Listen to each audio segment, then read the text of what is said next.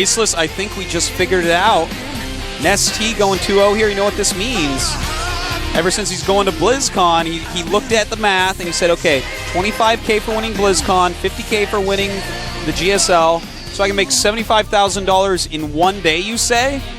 All right. I guess I could take some time and do that. Normally I just build houses out of $100 bills, but I guess and then I set them on fire. Yeah, I know. NesT is so rich. Such a baller nerd. MMA against NaDa. This is going to be a sick match, Tasteless. Yeah, this is going to be really good. I think they're very even. Antigua Shipyard. You know what this is? Just like every other map for TBT, a mech map. It's the Antigua Shipyard. It might be one of these, it might be a situation where NesT shows up on his yacht at the shipyard and laughs at both of them. Says, I'm so good at Zerg. Yeah. And like, we're trying to play a game, and he's like, sorry, I couldn't hear you because I was so busy talking about how I'm so good at Zerg. Well, the game is beginning.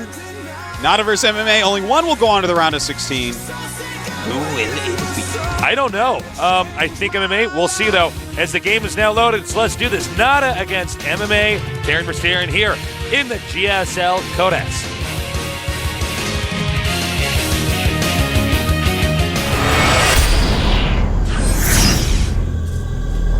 Special thanks to all of our sponsors. Now on to the game. In the bottom right, we have Players MMA.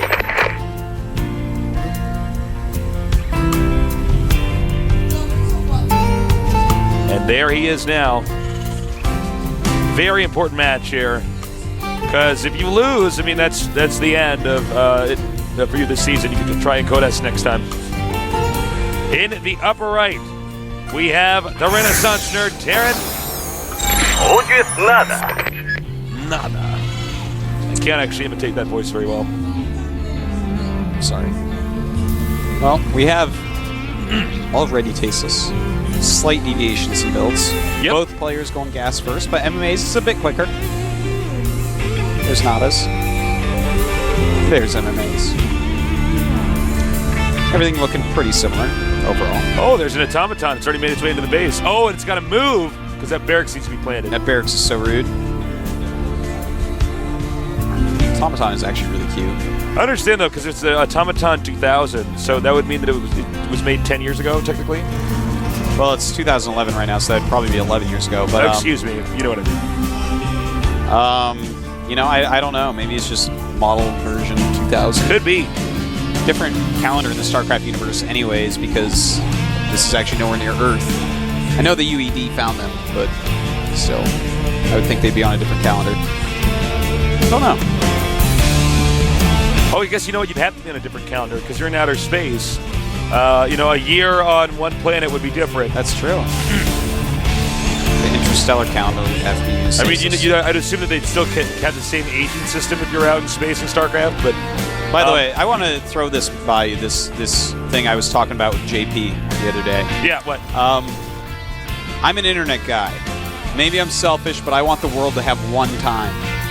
I want there to be one time in the world. I don't want to try to figure out, switch time zones to watch tournaments. Forget that.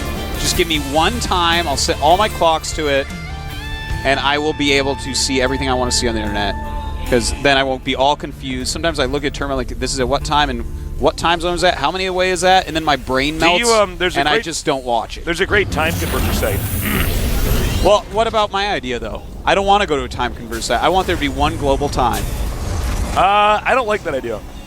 Well, I guess I'm just a better human than you. No, because man. I know it's the best idea ever. No, man. I don't like that idea because, see, like, you associate certain times with certain mornings. So if you're, like, reading something like, oh, it happened at... The event happened at, 1900 or whatever. Yeah. 1900, like, for me in Korea means morning, but 1900, like, for me, like, for somebody in, let's say, the United States was a different time. It's hard to get context when you're actually talking. You'd have to ultimately convert it. If you're going to talk about any historical event, you have to convert it back out. You know what? I wish you'd shut up with your good points. I am so out of control smart right now. I wish you wouldn't always try to ruin everything, Tasteless. Well, may as well talk about this game. We are casting a StarCraft game, I think. this is going to be one of those James Bond 007 double kills. They're on License to Kill right now. Yeah. You played License to Kill, right? Of course, man. You ever go to a friend's house and he's like, no, man, I play like the normal one? And I'm like, you're not a man. You're not a man. Well, I played both. I mean, I played all sorts of things. I spent way too much time. But License to Kill pistols on the Genesis so Square. fun. You mean anybody else is like, that didn't do it was not a man. Okay. I'd say that, and they're like, but we're in 7th grade and none of us are men. I'm like, no, you're not a man. Wow.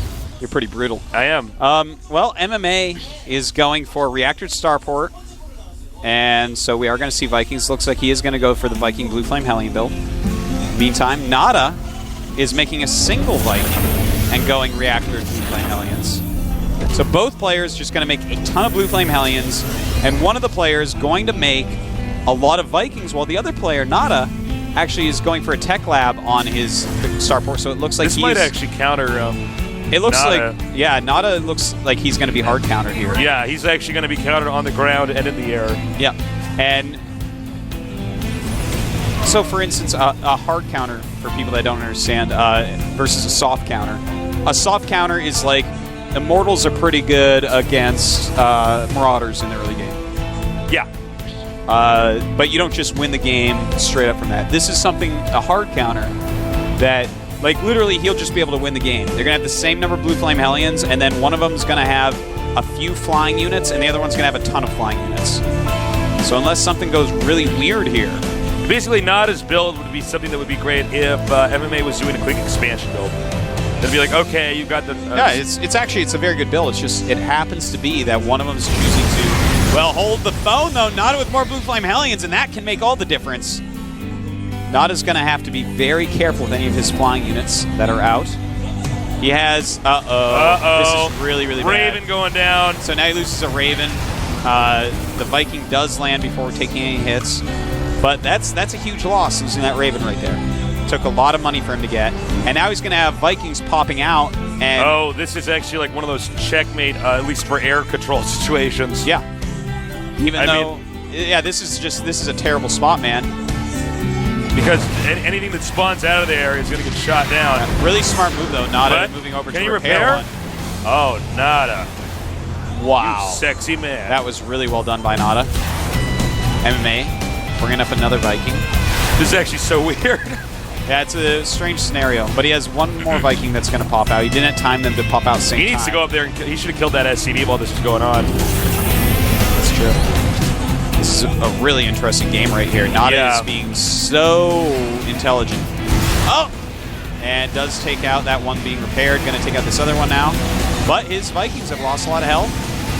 Well, here's the thing, is if he gets the Hellions at the right angle, that ramp will act as a funnel that will allow all of NaDa's Hellions, when they go down, to be burnt down. Yeah.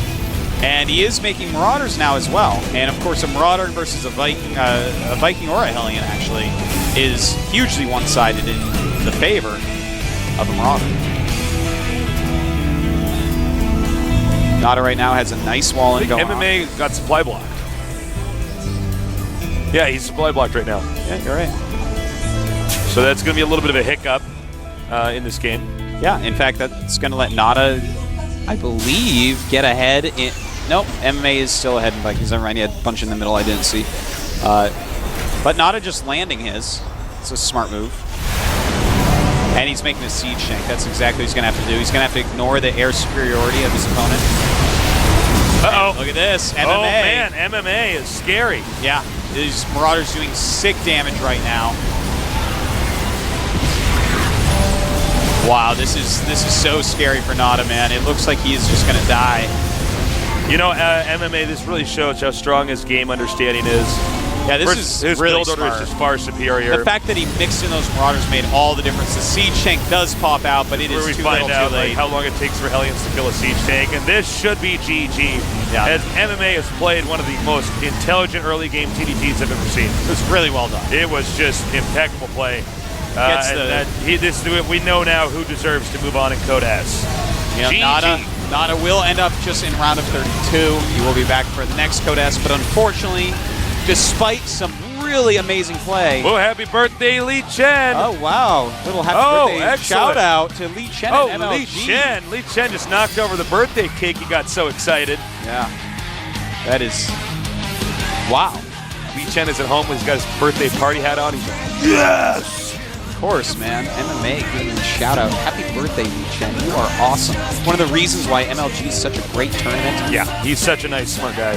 Now go eat your birthday cake. I'm sure Ben is going to pop out of it. Nothing but tight underwear.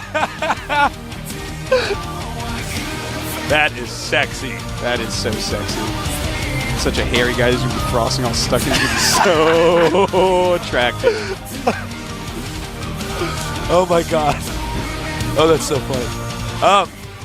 So we're done with our first half of today's games. I think I bungled one of our outros and said this is going to be our last game for today. I actually meant the last game for the first group. We have a lot more games. The day is just beginning because Huck is here. That was just the appetizer. Now we're going to go to the main course as we're going to have one of our foreign players, one of our non-Terran players trying to get farther and farther in Code S. Huck against Virus. I gave him the vaccine. He should be fine. He's like, why did you just put a needle in my neck? I'm like, it's Virus. I'm giving you the vaccine. He's like, you're fucking crazy. I was like, no. He's like, I have to go get ready. And he ran in the other room. Yeah. I am really excited to see this match. I think it's going to be really good. So Huck goes first, right? It's Huck against Virus first, right? We didn't get our sheets today. And then to have the order. ASD against Xenia. And that's going to be great, too. Xenio, also not a Terran. You know what might be awesome is if one of the Protosses are, if Huck wins and Xenio loses, we won't have to see a TVT, perhaps. Wouldn't that be something else? I believe in miracles. Well, here is what happened in this group. 2-0 for NST, 2-1 for MMA. Keen falls to up and down. Will he be back into Code S? My guess is no, but we will see. You know NaDa what? with 2-1 just stays in Code S. If I could just say something, I have to say the results compared to the games, I'm really happy with them. It was compared to skill and execution and strategy. This is exactly how this should look like. An ST should have the 2-0. MMA should have the 2-1.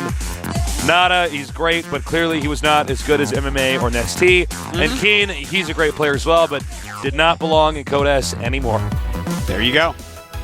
We're going to have a 5-minute break. Don't go too far away. We're going to be back with some more badass games here in the GSL Code S.